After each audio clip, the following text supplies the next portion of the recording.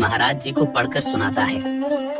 हर जगह महाराज जी की परछाई बनकर रहने वाला यह प्रिय शिष्य कोई और नहीं, ये है नवल नागरी बाबा जी, जिनकी जीवन कथा अपने आप में बहुत रोचक और भक्ति के आनंद से भर देने वाली है।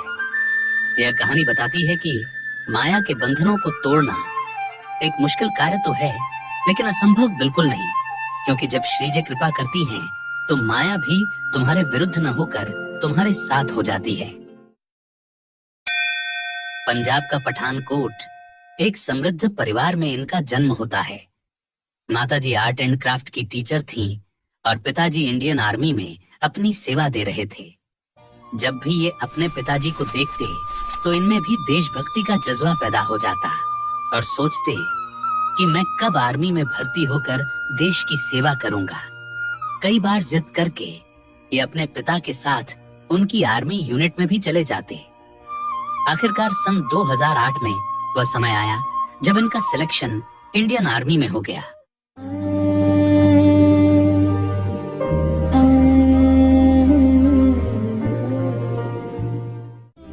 पूरे परिवार में खुशी की लहर दौड़ गई। वह सपना पूरा हो गया जो ये बचपन से देखते आ रहे थे। ऐसा लगा जैसे सब कुछ मिल गया हो।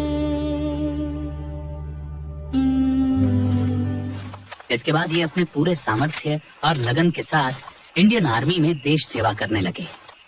सांसारिक दृष्टि से देखा जाए तो सब सही था, सब वैसा ही चल रहा था जिसके लिए एक आम मनुष्य परिश्रम करता है। सरकारी नौकरी, पैसा, सम्मान सब मिल रहा था। किसी चीज की कोई कमी न थी, क्योंकि जिसकी कमी थी उसे देखने के लिए आंखों से माया का पर्दा हटना आवश्यक है। 2 मई 2016 ये 3 दिन के लिए पहली बार वृंदावन आते हैं। कई मंदिरों के दर्शन करते हैं, कई आश्रमों में जाते हैं। इसी दौरान वृंदावन के सेवा कुंज मंदिर में एक बूढ़ी माताजी इन्हें मिलती है, जो कि मंदिर में साफ सफाई का कार्य किया करती थी। उनसे इनकी थोड़ी बातचीत होती है। बातों बातों में वे इन्हें बताती हैं कि वृंदावन में एक संत हैं जिनका सत्संग बहुत अद्भुत होता है, तुम्हें एक बार जरूर सुनना चाहिए। ये सोचते हैं कि 3 दिन के लिए आए हैं, थोड़ा समय सत्संग को भी दे देते हैं। इन्हें नहीं पता था कि यही थोड़ा सा समय इनके जन्म जन्मांतरों की पीड़ा को समाप्त करने वाला था। यही थोड़ा सा समय इनकी समय से परे की यात्रा की शुरुआत है।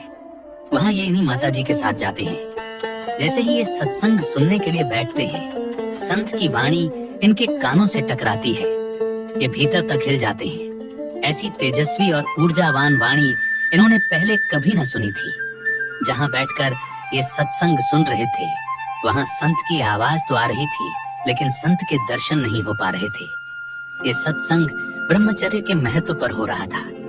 अंदर से इनकी तीव्र इच्छा होती है कि कैसे न कैसे करके ये इन संत के दर्शन कर लें।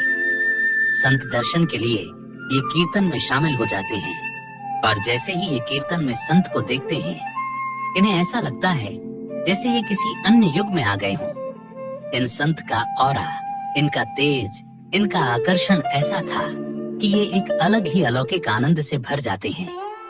इन्हें एक ऐसे आनंद और शांति की अनुभूति होती है जैसी इन्हें पहले कभी ना हुई थी।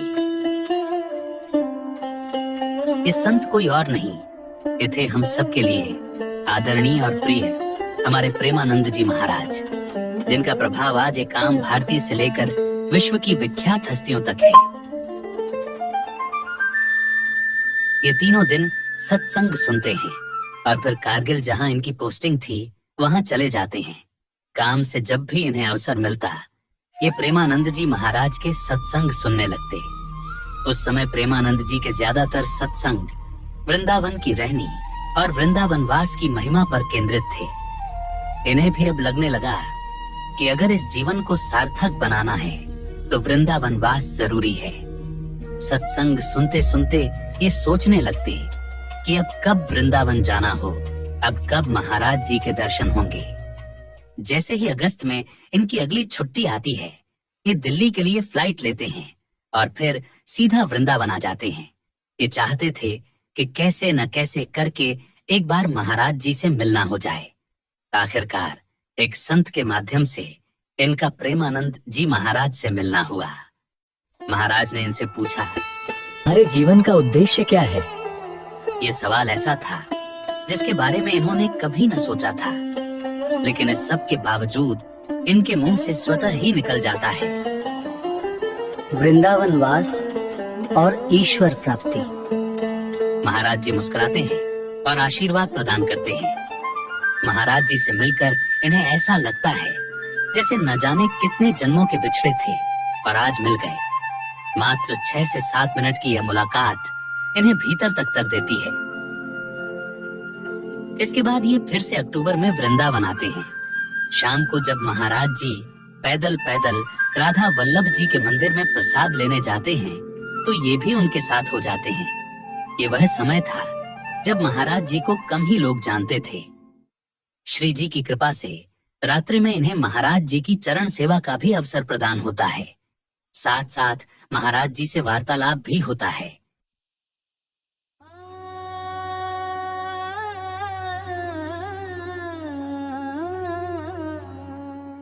यह एक ऐसा वार्तालाप था जो नवल नागरी बाबा के भीतर कभी कभार उठती इन भक्ति और प्रेम की चिंगारियों को अग्नि में बदल देता है।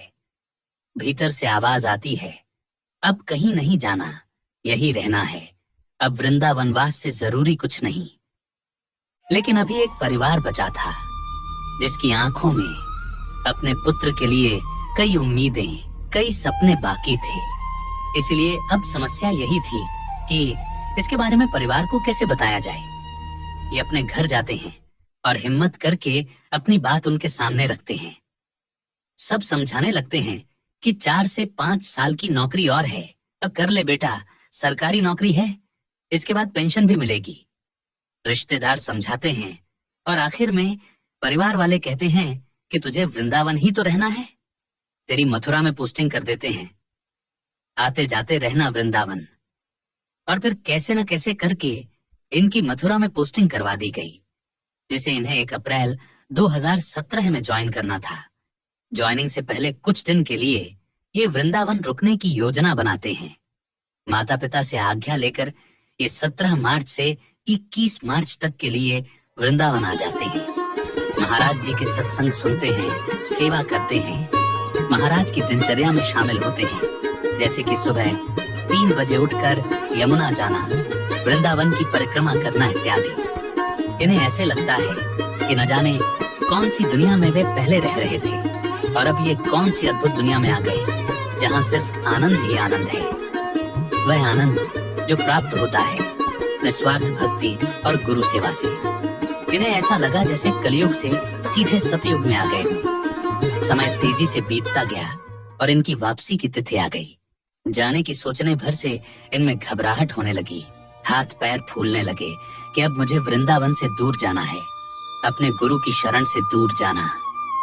इन्होंने घर फोन किया और कहा, मैं 2 दिन और यहाँ रुकूंगा। जैसे शीघ्रता से पहले कि वो 3 दिन निकले, उससे अधिक शीघ्रता से ये दिन भी निकल गए। आखिर में हालात वही के वही, इन्होंने घर फोन करके थोड़े और दिन बढ़ा दिए। धीरे धीरे ऐसे ही दिन बढ़ते गए, ज्वाइनिंग की तारीख भी आ गई और फिर आखिर में इन्होंने घर फोन करके बोल दिया, अब सब श्री जी के हाथ में है, मुझ में इतना सामर्थ्य नहीं कि मैं वृंदावन छोड़ सकूं। ये सुनते ही एक बार के लिए पूरा परिवार सदमे में आ गया। मां रोने लगी। एक के बाद एक घर वालों के फोन आने लगे, रिश्तेदारों के फोन आने लगे। बात नहीं बनी तो परिवारजन और रिश्तेदार समझाने के लिए स्वयं वृंदावन तक आ गए। सबने अलग अलग दृष्टिकोण से तरह तरह के प्रलोभन देकर इन्हें समझाने की कोशिश की। किसी ने कहा, वृंदावन में ही घर ले ले। बाबा ने जवाब दिया, जहाँ गुरु हैं मेरे लिए वही घर है, चाहे खुले आसमान को ही छत बनाना हो। माता पिता ने कहा, हमारे साथ चल, हम खुद तेरे साथ वृंदावन आया करेंगे। बाबा ने कहा, अगर वृंदावन से ही बाहर आ पाता तो आपको यहाँ आने की आवश्यकता न होती। माया ने हर वो प्रलोभन दिया जिससे उन्हें वापस सांसारिक जीवन में लाया जा सके।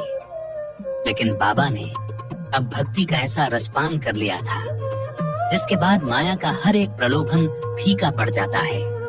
कुछ महीनों तक इसी तरह परिवारजन और रिश्तेदारों का वृंदावन आना लगा रहा।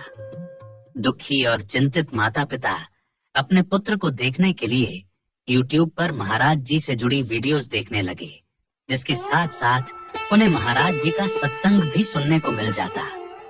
अब धीरे धीरे माया का पर्दा उनकी आंखों